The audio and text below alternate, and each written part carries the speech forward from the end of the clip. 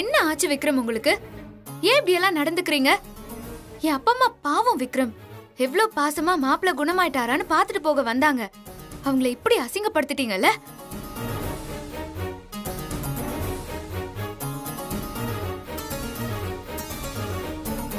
வயசான காலத்துல பாவம் அவங்க உடைஞ்சு போயிட்டாங்க. எப்படி சமாதானம் சொல்றதுன்னு தெரியாம நான் எதோ பேசி அவங்கள அனுப்பி வச்சிருக்கேன். உங்களுக்கு ஏன் மேல கோவம் இருந்தா அதை ஏன் கிட்ட காட்டுங்க விக்ரம். அவங்க என்ன பாவம் செஞ்சாங்க? இப்படி பண்ணிட்டீங்களே.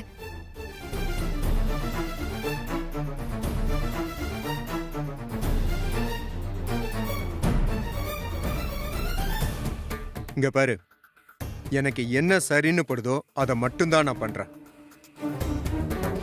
எதுக்கு இப்ப தேவையில்லாம அவங்க இங்க வரணும்? உங்ககிட்டே நான் என்ன சொல்லியிருக்கேன்? நீ என்ன பாத்துக்க ஒன்னும் தேவையில்ல, நானே என்ன பாத்துக்கிறேன் தானே சொல்லியிருக்கேன். அப்புறம் எதுக்காக அவங்க இங்க வந்து பாக்கணும்? என்ன ஏதோ ஃபீல் பண்ணாங்கன்னு சொன்ன? ஏன் எங்களுக்குலாம் எந்த ஃபீலிங்ஸும் கிடையாதா? என்னை பத்தி என்னைக்காவது நீ புரிஞ்சுக்கிட்டு நடந்திருக்கியா? எனக்கு எது பிடிக்காதோ அதை மட்டும்தானே நீ பண்ணிக்கிட்டு இருக்க. இத பாரு, உன்னே நான் என் மனைவியை ஏத்துக்கல, அவங்கள மட்டும் என்ன என் மாமனார் மாமியாரை ஏத்துப்பேன்னு நினைக்கிறியா நீ? அவங்க முன்னாடி நம்ம நல்லா வாழ்ற மாதிரி நடிக்கிறது எவ்வளவு பெரிய அசிங்கமான விஷயம் தெரியுமா? எவ்வளவு நாள் தான் நானும் நல்லவனாவே நடிக்கிறது?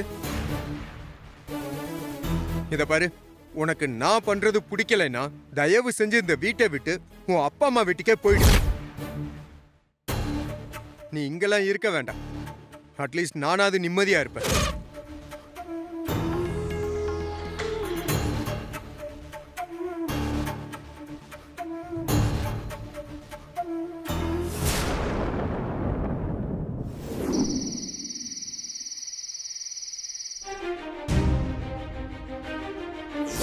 நான் இருக்கனா இல்ல ஒரேடியா போயிட்டு நான் வந்து பார்க்க வந்தீங்களா? மாப்ள,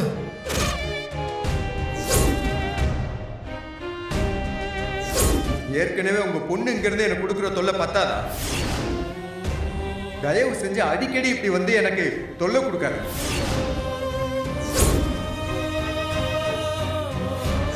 என்ன ஆச்சு விக்ரம் உங்களுக்கு? ஏன் இப்படி எல்லாம் நடந்துக்கிறீங்க? இத பாரு, உன்னே நான் என் மனைவியை ஏத்துக்கல, அவங்கள மட்டும் என்ன என் மாமனார் மாமியாரை ஏத்துப்பேன்னு நினைக்கிறியா நீ?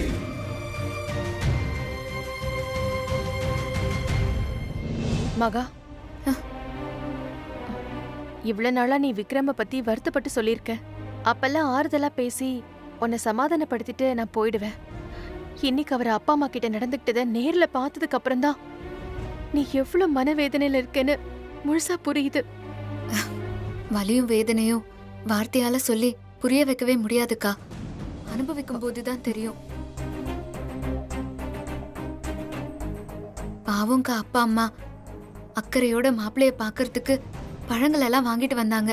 ஆனா அவங்க மனச அவரு ஜூஸ் புழியற மாதிரி கசக்கி பிழிஞ்சு தூக்கி போட்டுட்டாருக்கா குப்பையில. அவங்க இத சுத்தமா எதிர்பார்த்திருக்கவே மாட்டாங்க. பொண்ணை பெத்துட்டாலே பெத்தவங்க ஏதோ பெரிய பாவம் செஞ்ச மாதிரி ஆயிருது. அவங்கள பாதுகாப்பா வளர்த்து ஒருத்தன் கையில புடிச்சு கொடுக்கற வரைக்கும் வயித்துல நெருப்ப கட்டிக்கிட்டு தான் ஒவ்வொரு பொண்ணை பெத்தவங்களும் இருக்காங்க. கட்டி கொடுத்த பிறகும் மாப்பிள்ளை வீட்டுல எவ்வளோ அசிங்கப்படுத்தினாலும் எவ்வளோ அவமானப்படுத்தினாலும் அது எல்லாத்தையும் தாங்கிட்டு அமைதியா போக வேண்டியது இருக்கு பாரு. அப்பா அம்மா நிலைமைய நினைச்சாலே எனக்கு ஏதோ நெஞ்சை வெடிக்கிற மாதிரி இருக்குக்கா. நம்ம மறுவீடு போனப்ப கூட அவங்க அவ்வளவு சந்தோஷப்பட்டு மாப்பிள்ள மாப்பிள்ளன்னு எவ்வளவு விழுந்து விழுந்து கவனிச்சாங்க. அதையாவது விக்ரம் கொஞ்சம் யோசிச்சு பாத்துருக்கலாம்ல. யோசிச்சு பாத்திருந்தா அவர் இப்படி எல்லாம் பேசிருக்கவே மாட்டாருக்கா. இப்போ அப்பா அம்மா கூட வீட்டுல இதே தான் யோசிச்சுட்டு இருப்பாங்கல்ல. கா, நாளைக்கு அவங்க கிட்ட போன்ல பேசி சமாதானப்படுத்திடணும்க்கா. சரி, நீ தேவையில்லாம ஃபீல் பண்ணி உடம்ப கெடுத்துக்காத. போய் படுத்து தூங்கு.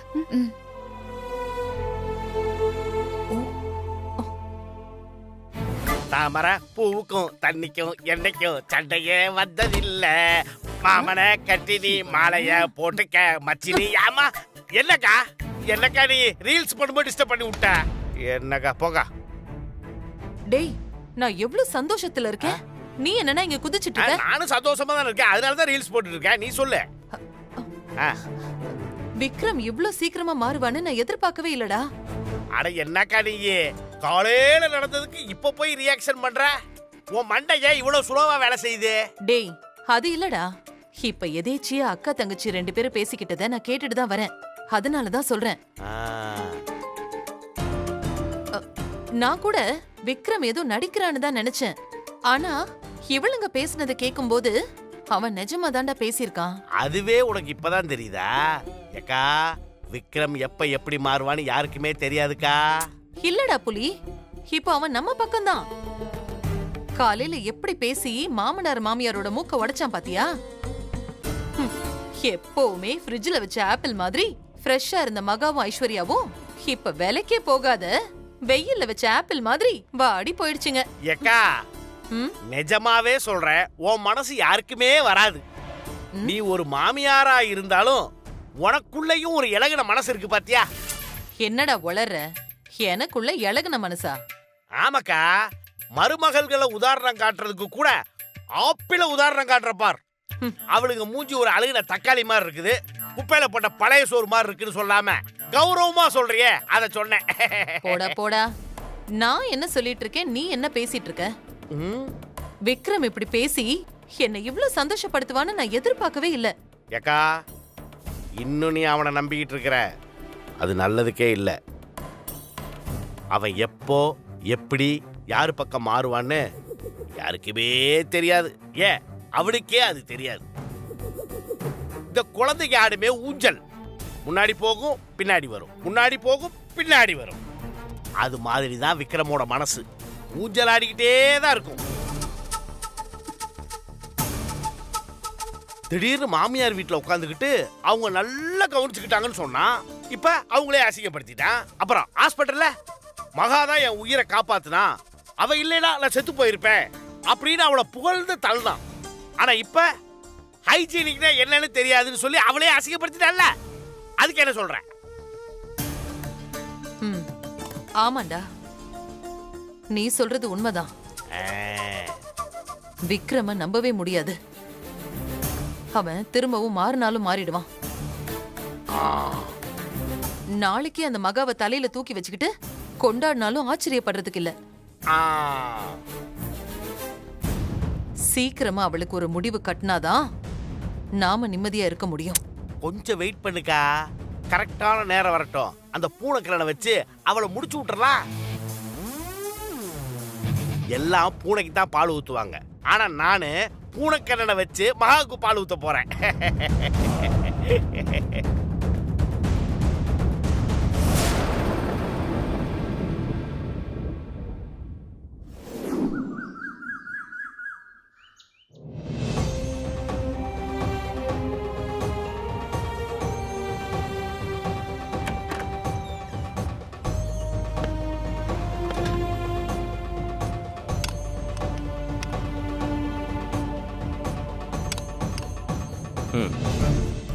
எனக்கு இது வேண்டாமா, இட்லி கூட.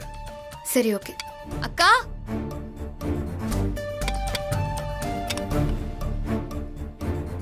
இட்லி தானம்மா? ஆமா ஆ, மாமா. வை. போதும். போதுமா? 2 இட்லி போதுமா?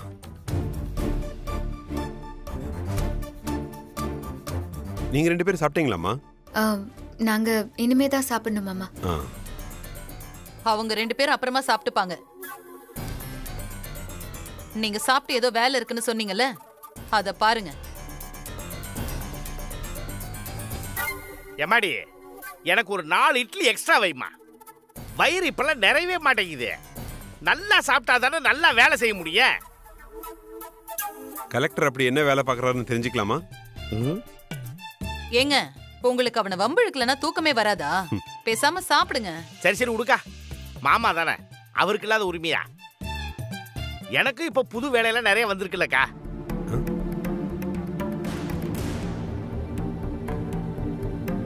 விஜய் எங்கம்மா? இன்னும் சாப்பிட வரலையா? அவரு சீக்கிரம் சாப்பிட்டுட்டு கிளம்பிட்டாரு மாமா. பரவாயில்லையே, கல்யாணத்துக்கு அப்புறம் அவனுக்கு ரொம்ப பொறுப்பு வந்துருச்சே. கேட்கறதுக்கே ரொம்ப சந்தோஷமா தான் இருக்கு. ஏமா மகா, விக்ரம்க்கு நீ டிஃபன் எடுத்துட்டு போறியாமா? இல்ல மாமா, அவரு இங்கே வந்து சாப்பிடுறேன்னு சொன்னாரு. அவருக்கு தனியா ஹாட் பாக்ஸ்ல எடுத்து வச்சிருக்கேன் மாமா. சரிம்மா. வாடா விக்ரம். உனக்கு ஆயுசு 100. ஐஸ்வர்யா, இப்பதான் உன்னை பத்தி பேசிட்டு இருந்தோம். கரெக்டா வந்துட்ட.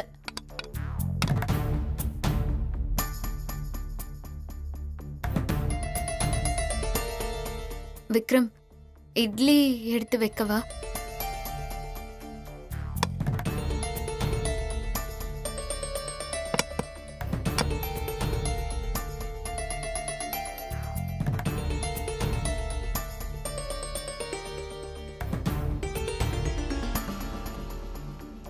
விக்ரம், நீ டைனிங் டேபிளுக்கு வந்து சாப்பிட்றதே நல்ல இம்ப்ரூவ்மெண்ட் தான்.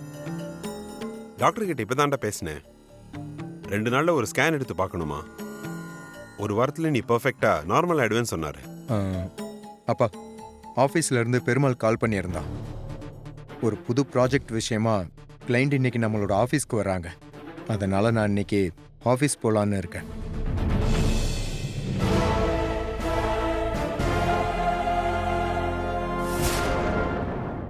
இப்பதான்டா உனக்கு கொஞ்சம் கொஞ்சமா உடம்பு தேறிட்டு வருது. நீ உடனே ஆஃபீஸ்க்கு போய் இதெல்லாம் பார்க்கணும்னு அவசியம் இல்லை. இன்னும் ஒரு வாரம் ரெஸ்ட் எடுத்துட்டு கம்ப்ளீட்டா கியூர் ஆனதுக்கு அப்புறம் நீ ஆஃபீஸ் போனா போதும்.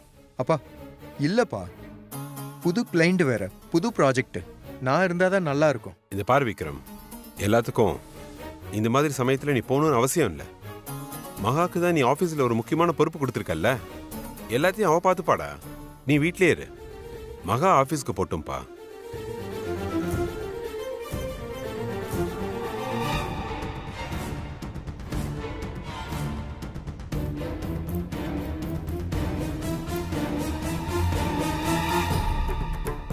அப்பா, அதெல்லாம் சரியா வராது. அதான் எனக்கு சரியாயிடுச்சுன்னு சொல்றேன்ல. டேய், டெய்லி நான் டாக்டர் கிட்ட பேசிக்கிட்டு தான் இருக்கேன். 1 வீக் ஆகட்டும், அப்புறம் நீ போ. மகா, இன்னைக்கு நீ ஆஃபீஸ் கிளம்பி போமா. விக்ரம வீட்டில் இருக்கிறவங்க பார்த்துப்பாங்க. நீ அவனை பற்றிலாம் கவலைப்படாத. ஆஃபீஸ் போய் மீட்டிங் அட்டன் பண்ணு.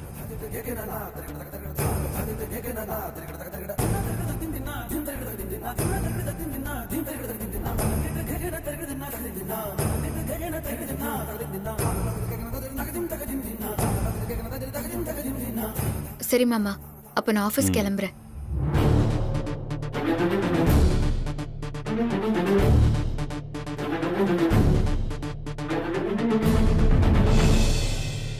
இதான் சரியான சமயம். பூனை கண்ணனுக்கு போன் பண்ணிட வேண்டியதுதான். டேய், நீ எங்க எந்திரிக்கிற? கை கழுவுறதுக்கு தான்.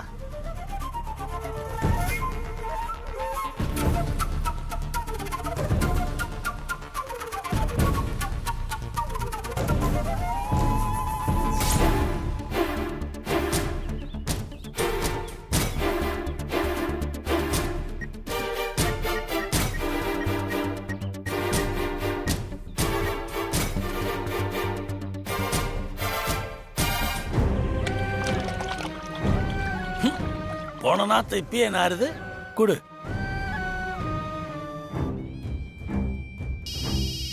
ஏய், குடுறா போன. ஆன் பண்ணி கொடுக்குறேன். இவனை அடிக்கும் போதெல்லாம் போன் அடிக்குது. அப்ப இவன் தான் அந்த காரியத்தை பண்ணியிருப்பான். ஏடா, போலீஸுக்கே நீ மாமா வேலை பார்க்குறியா? கூடவே இருந்து டபுள் கேம் ஆடுறியா?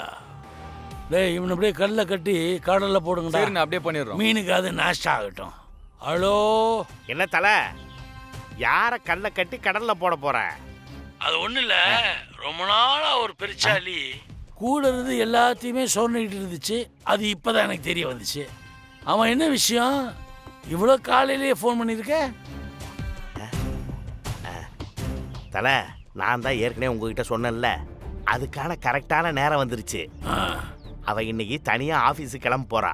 இதுதான் சரியான டைம் அவளை முடிக்கணும். அதை இப்போதான் நீ சொல்லுவியா? கொஞ்சம் முன்னாடியே சொல்லக்கூடாதா? இப்போதான் பசங்களாம் ஒருத்தனை கல்லை கட்டி கடலில் போட போயிருக்கானுங்க. கடைசி நேரத்தை சொன்னப்படுறா. எனக்கு ஸ்கெட்ச் போட டைம் வேணாம். தலை, சந்தர்ப்பம் எப்படி அமையும் எப்போ அமையும்னு சொல்ல முடியாது. அமையும் போது போட்டுடணும். தலை, இப்போ நான் பேசிகிட்டு இருக்கிற நம்பர்லேருந்து அவள் ஃபோட்டோ, அவள் அட்ரஸ்ஸு, அவள் வழக்கமாக போகிற ரூட்டு, எல்லா டீட்டெயில்ஸையும் உங்களுக்கு அனுப்புகிறேன். கணக்கச்சிதமாக யாருக்கும் எந்த டவுட்டும் வராமல் ஒரு ஆக்சிடென்ட் மாதிரியே பண்ணிடணும், புரியுதுங்களா? சொல்லிட்டல்ல, ஓவரா பேசாத, பண்ணிடலாம். கவலை விடு. அவ பணத்தை அடையாளம் காட்ட நீ ரெடி ஆயிரு. சரி தல.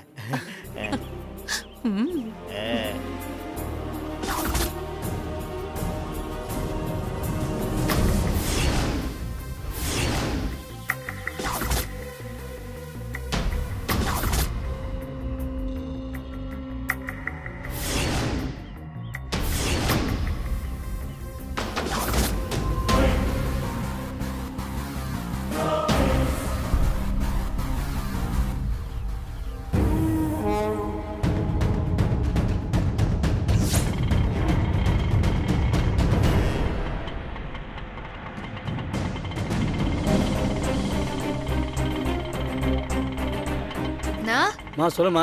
ஏன் தூக்கமா இருக்கா என்ன? நான் வேணா பேசிட்டே வரட்டுமா? உங்களுக்கும் தூக்கம் வராம இருக்கும்ல? ஆச்சரியமா இருக்குமா.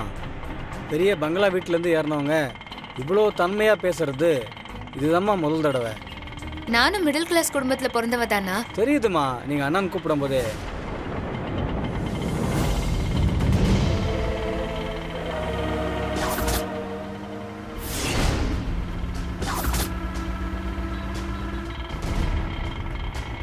டேய், நல்லா பார்த்துக்கிட்டீங்களா? அந்த பொண்ணு தானே? டவுட் எதுவும் இல்லையே? தல, நல்லா பார்த்துட்டேன். நீங்க போன்ல காட்டுனீங்களே அதே பொண்ணு தான். மாத்தி கித்தி மட்டை பண்ணிட்டோன்னு வெய்யே, நம்ம பேரு டேமேஜ் ஆயிருண்டா.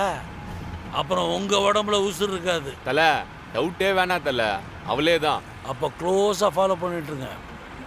அவ ஆபீஸ் போய் இறங்கும் போது பிளான் பண்ணபடி போட்டுற வேண்டியதுதான். சரி தல.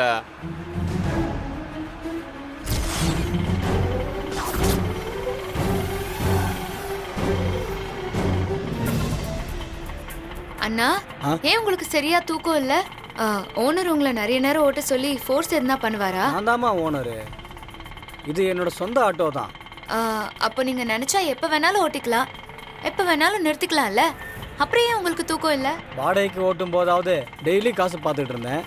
இப்போ ஆட்டோ லோன் வேற அடைக்கணும். 24 மணி நேரம் ஓட்டினா கூட பத்த மாட்டேங்குதுமா.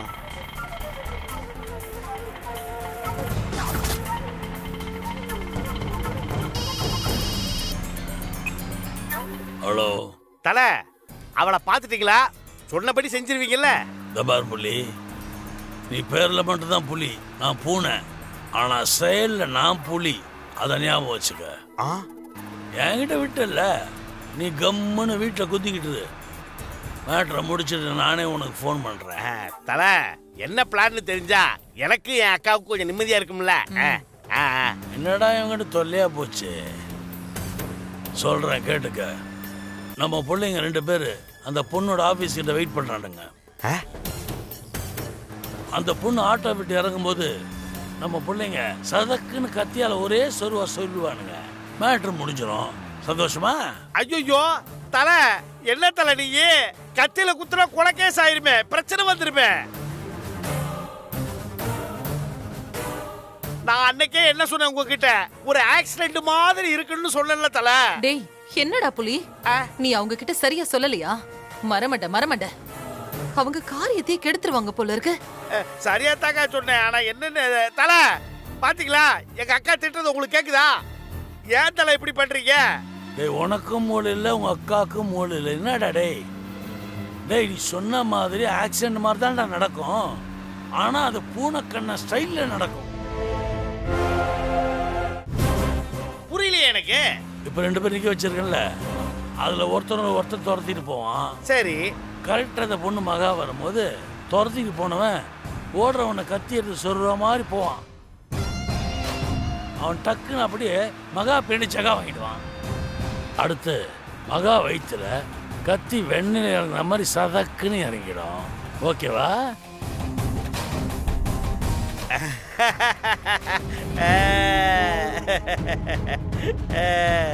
கேஸ் ஆனா கூட அவனை மட்டும் பண்ண வந்தான், இவன் நடுவில் வந்துட்டா அப்படின்னு நம்ம பிள்ளைங்க சரண்டர் ஆயிடுவானுங்க. ஆஹா, உனக்கு எந்த பிரச்சனையும் இருக்காது. போதுமா? ஓகே ஓகே ஓகே தல, ஓகே தல. இப்பதான் தல எனக்கு புரியுது. தல, காரியத்தை முடிச்சுட்டு எனக்கு போன் பண்ணுங்க. ஏக்கா எப்படி ஓகேவா?